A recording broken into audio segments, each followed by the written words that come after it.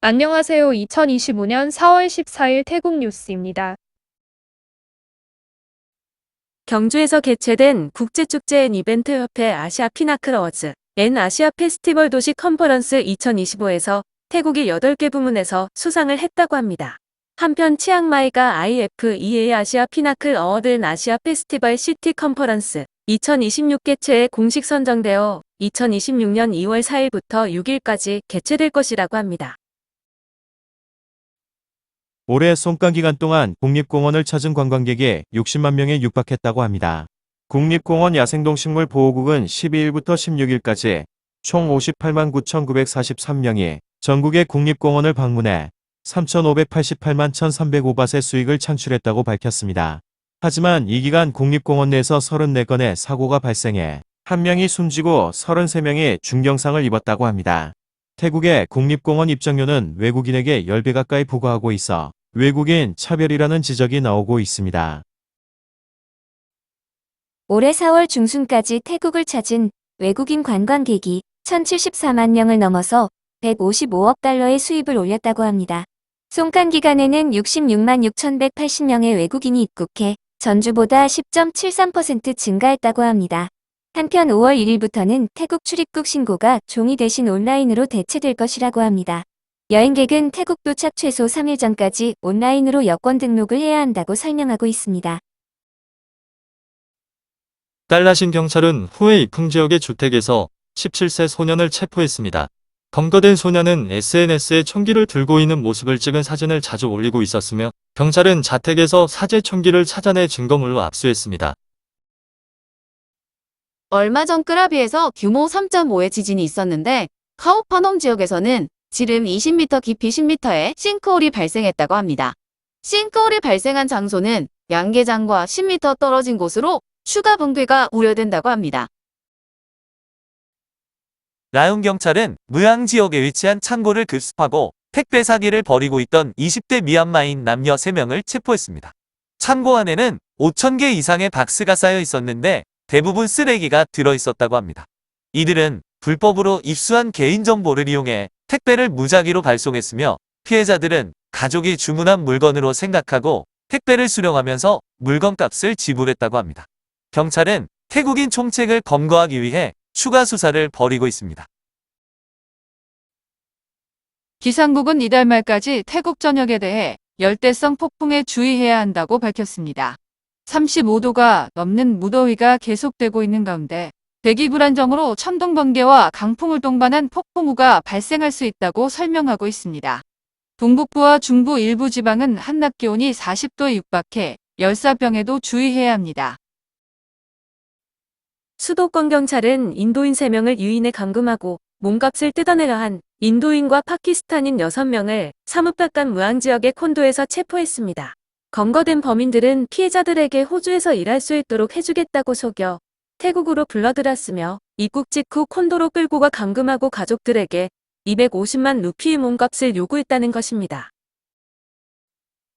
내무부는 치앙라이 꽃강에서 샘플을 채취해 조사한 결과 아직도 비소 성분이 높게 검출되고 있다고 밝혔습니다.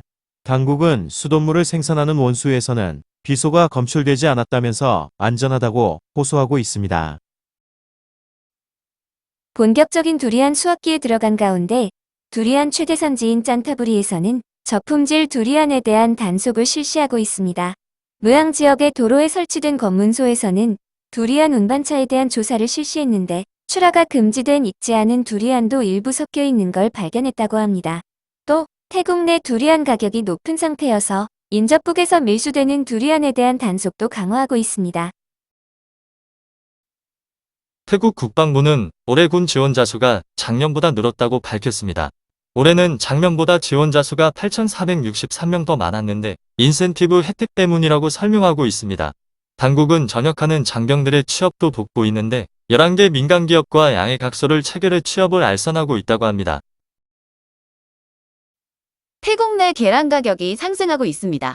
당국은 30개들이 계란 한 판의 가격을 6밭 인상한다고 발표했는데 무더위로 인해 산란율이 감소하고 있다는 이유를 들고 있습니다. 태국 정부는 SNS상의 가짜뉴스나 허위 정보를 게시하거나 공유하는 행위, 그리고 해당 게시물에 댓글만 달아도 징역과 벌금형에 처해질 수 있다고 경고하고 있습니다. 오래된 사진이나 영상을 최근에 일어난 것처럼 가짜뉴스를 퍼뜨리는 행위가 발견되고 있다면서 체포되면 5년의 징역과 10만 바트의 벌금에 처해질 것이라고 설명하고 있습니다. 캄보디아 국경과 인접한 수린 지방에서는 초미세먼지 대기 오염 농도가 기준치를 넘어선 상태라고 합니다. 당국은 여러 곳에서 발생한 산불 때문이라고 설명하고 있는데 주민들에게는 마스크 착용을 권고하고 있습니다. 피사눌룩역 인근에서는 철로변에 주차된 차량 때문에 열차가 더 이상 나아가지 못하고 결국 후진하는 영상이 SNS에 게시되었습니다. 이에 대해 철도당국은 철로 가까이 주차하는 것을 막기 위해 경고 표지판과 철조망 설치를 추진하겠다고 밝혔습니다. 태국 경찰은 송간 연휴 기간 동안 5,000호 건의 교통법규 위반을 적발했다고 밝혔습니다. 음주운전 적발 건수는 방콕이 가장 많았고 다음으로 사뭇브라칸과 논타부리가 뒤를 이었습니다. 태국 당국은 최근 에이즈 감염자가 급증하고 있다며 우려를 나타냈습니다. 보건부에 따르면 올해 에이즈 신규 감염자가 8,862명에 달했는데 60%가 동성 간의 성관계였다고 합니다. 또 감염자 대부분은 감염되었다는 통보를 받기 전까지 감염 사실을 몰랐다고 합니다. 올해 에이즈로 사망한 사람은 1,217명이었으며 태국 내 공식 감염자 수는 56만 8,565명인데 감염된 것을 모르는 사람들까지 포함한다면 약 100만 명 이상이 에이즈 감염자로 추정되고 있습니다. 불이람 프라쿤차이 지역의 시장에서는 가짜 백바치패가 여러 장 발견되었다고 합니다.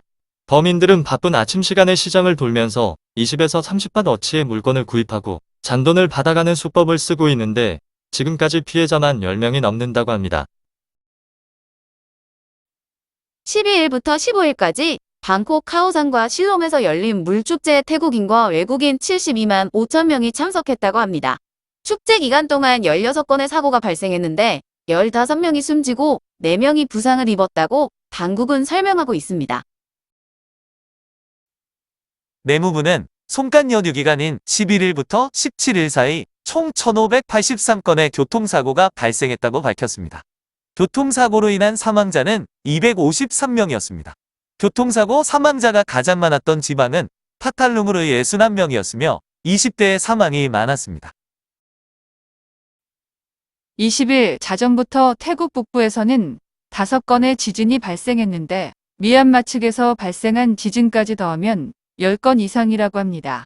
매홍손에서 4건, 시앙마이에서 1건의 지진이 발생했으며 가장 큰 지진 규모는 2.3이었습니다.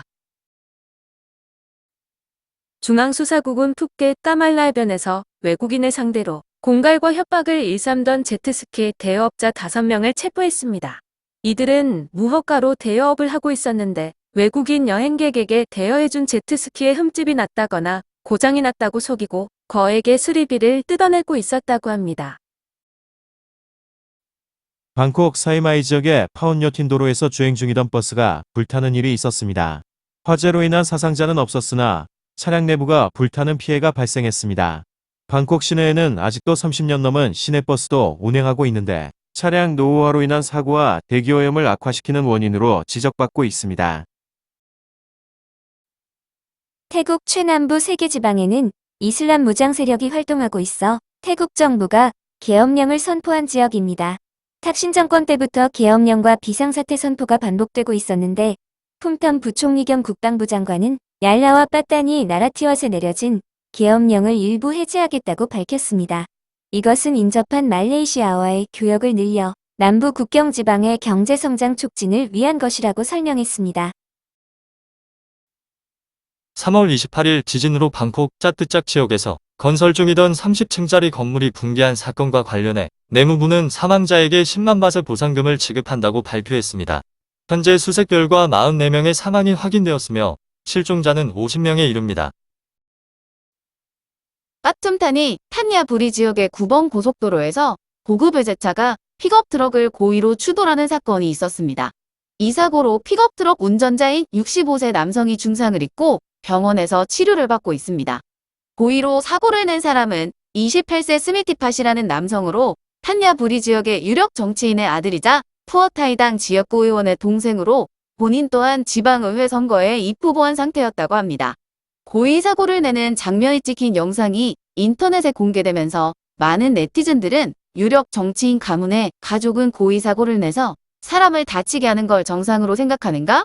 라며 비판을 하고 있습니다. 중앙수사국은 나콘 사원 그로프라 지역의 사원행 사장에서 총기를 난사한 2명의 남성을 체포했습니다.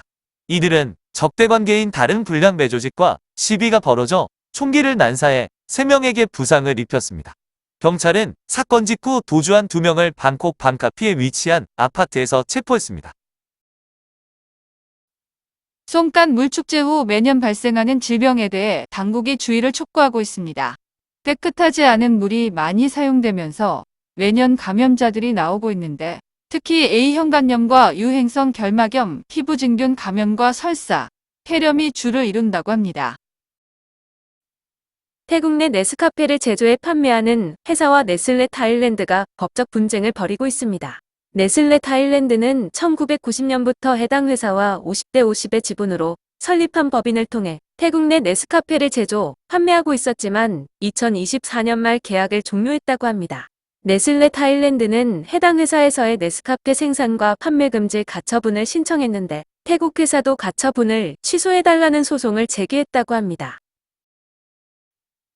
태국에서는 외국인이 관광 가이드로 일할 수 없지만 경찰관에게 매월 상납금을 내면서 영업하는 경우가 많아 당국이 집중 단속에 들어갈 것이라고 합니다. 이러한 외국인들은 노동허가 없이 단기 비자를 연장해가면서 태국에서 일하고 있다면서 이대로 방치한다면 태국 관광의 질을 떨어뜨리는 결과를 낳는다고 관련 단체에서 주장하고 있습니다. 전국에서 송간 물축제 행사가 열린 가운데 SNS상에는 길거리에서 음란 행위를 하거나 과다 노출한 여성들을 찍은 영상이 게시되었습니다. 경찰은 촌부리 방세내변에서 노출이 심한 비키니를 입은 여성에 대해 2,000바트의 벌금을 부과했습니다. 또 나콘나차시마 무앙 지역에서 열린 물축제 행사장에서는 20대 여성이 상반신을 탈의한 채 음란 행위를 하는 모습을 찍은 영상도 SNS에 게시되었는데 경찰이 해당 여성을 곧 소환해 조사할 방침이라고 합니다. 고속도로 경찰은 우번라 차타니 라오스 압국 지역의 도로에서 9대의 오토바이를 싣고 가던 픽업 트럭을 적발했습니다. 경찰은 운전석에 타고 있던 태국인 남성 2명을 체포했는데 이 오토바이들은 할부로 판매된 것들로 인접 국가로 밀수출될 예정이었다고 합니다. 파타야 테프라시도로에서 50세 외국인 남성이 몰던 승용차가 주차된 차량과 오토바이를 추도로 전복되는 사고가 있었습니다. 이 사고로 차량 4대와 오토바이 2대가 손상되었으며 어린이를 포함해 남녀 7명이 중경상을 입었습니다. 운전자인 외국인 남성도 부상을 입고 병원으로 이송되었습니다.